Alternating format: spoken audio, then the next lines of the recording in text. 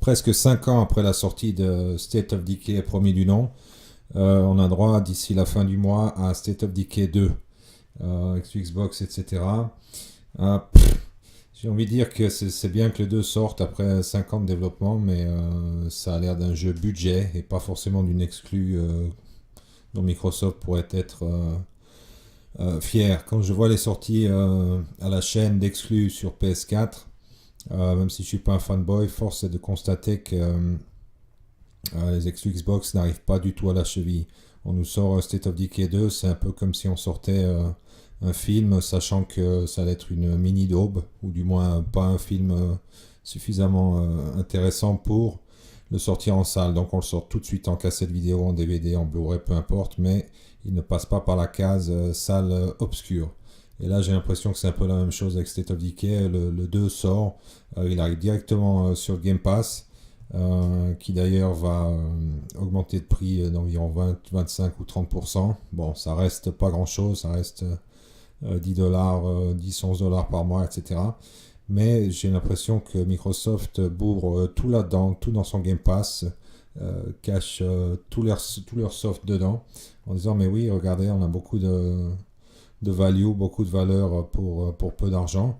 Ils n'ont pas tort, mais je ne peux pas m'empêcher de penser qu'ils bradent leur jeu, sachant qu'ils vont pas être à la hauteur euh, des jeux de la concurrence, c'est tout, que ce soit Nintendo ou Sony. Je veux dire, leur first party, leur studio, ce qui sort, bon, bah, c'est automatiquement du lourd.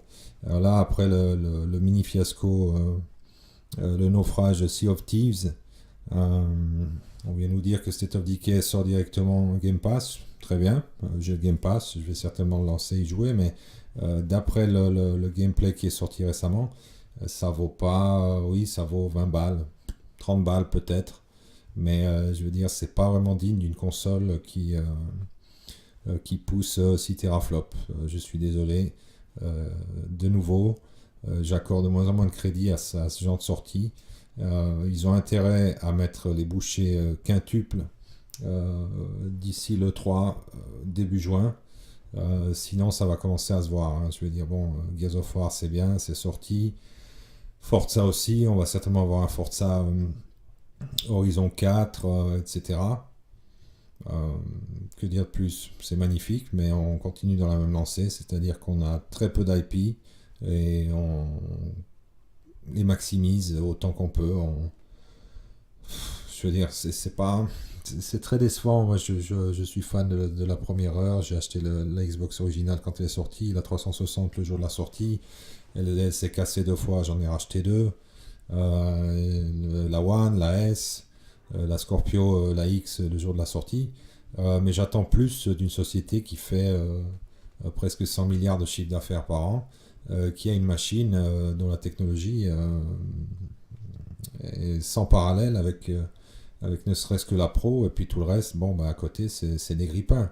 J'ai l'impression qu'il y a beaucoup de paresse chez Microsoft, et chez ce développeur d'ailleurs, State of Decay 2, bon, 5 ans pour nous sortir un jeu qui est essentiellement le même, je sais pas. Je trouve que les zombies, etc., ça commence gentiment à bien faire. Il faut passer à autre chose. Surtout que Days Gone va sortir, donc bon courage à eux.